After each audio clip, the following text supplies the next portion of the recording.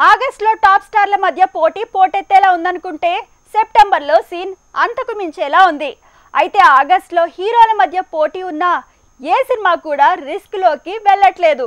కానీ సెప్టెంబర్లో పోటీ పోటెత్తడంతో మాత్రం ఒక సినిమా భారీగా రిస్క్లోకి వెళ్ళిపోతోంది.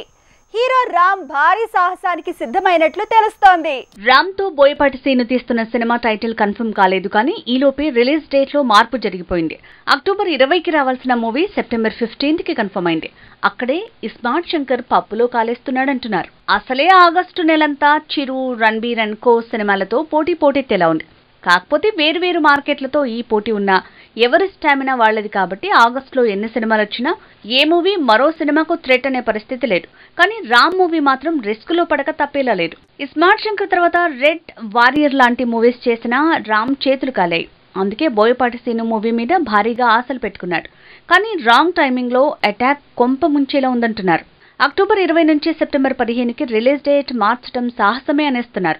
దానికి కారణం సలార్ మూవీతో పోటీ పడాల్సి రావటం. అసలే సెప్టెంబర్ 1కి విజయ్ మూవీ ఖుషి వస్తోంది. ఇక సెప్టెంబర్ 7కి షారూక్ మూవీ జవాన్ వస్తోంది.